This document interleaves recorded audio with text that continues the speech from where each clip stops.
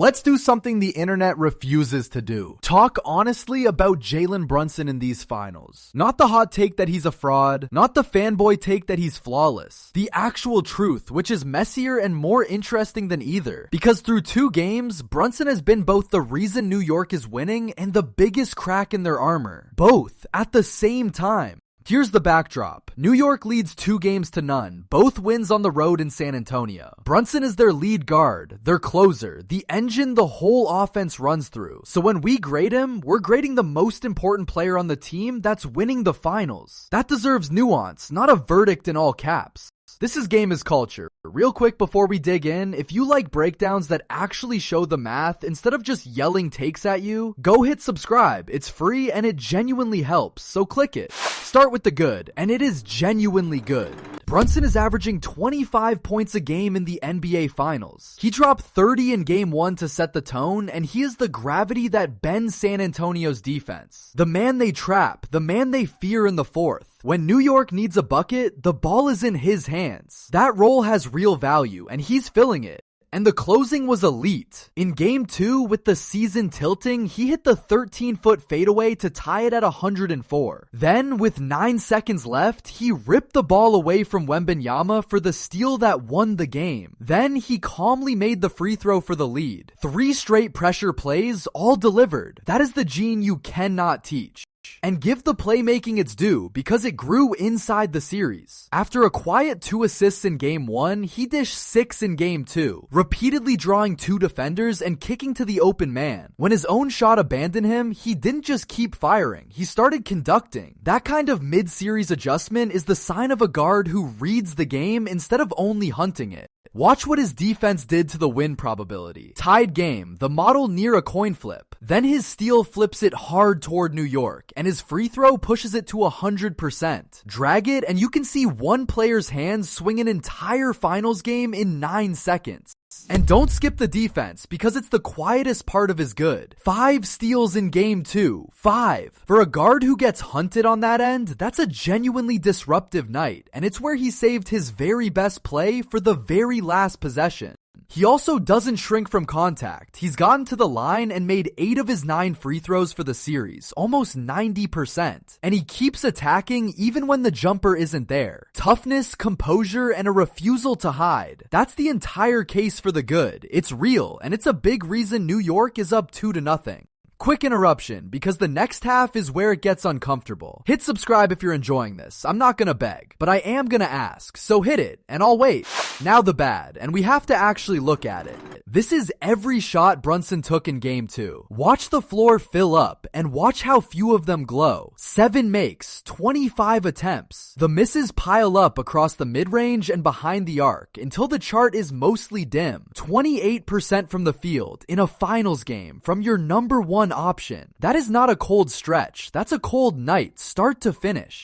And Game 2 wasn't the outlier. Stack both games together, and Brunson is shooting 34% from the field for the series. 19 makes on 56 attempts. From 3, it's uglier. 4 of 17, under 24%. The volume is enormous, and the conversion is tiny. For a scoring guard in the finals, that combination is the warning light on the dashboard. And this isn't a 1-game blip you can wave away. Even his 30-point Game 1 took 31 shots to get there. So across both games, the pattern is identical. A mountain of attempts for a modest return. The cold shooting in Game 2 just made visible what Game 1's gaudy point total politely hid. The inefficiency is the trend here, not the exception.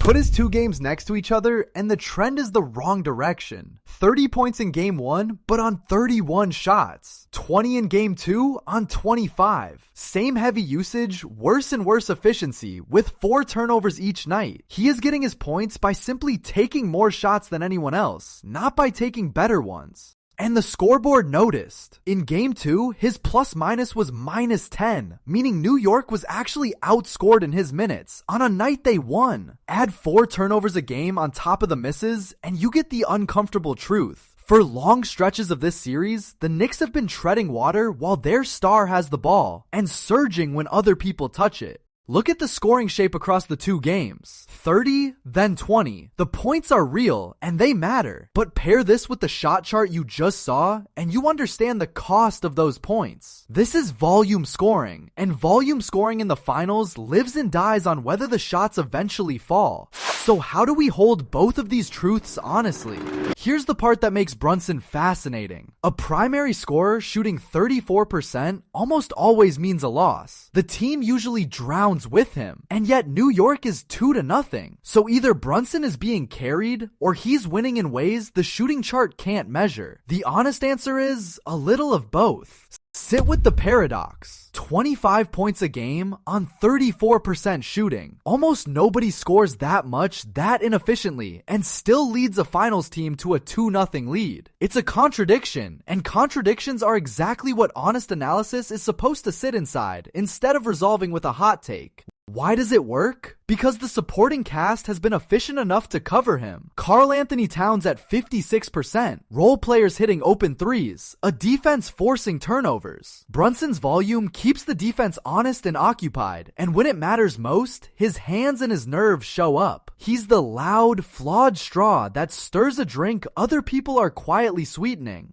And here's the strategic wrinkle San Antonio understands. They are mostly fine with Brunson shooting. Every contested 20-footer he launches is a possession that didn't go to the more efficient Knicks around him. The Spurs would rather live with 25 Brunson attempts than let Karl Anthony Towns get easy touches. So some of this volume is New York's choice, and some of it is San Antonio quietly letting him have it. But here's the warning, said with love. Variance is undefeated. You cannot count on a star shooting 34% to keep winning, and you definitely can't count on a steal and a free throw saving you every single night. If New York wants to actually close this out, Brunson doesn't have to be perfect. He just has to be average. Average would be a massive upgrade.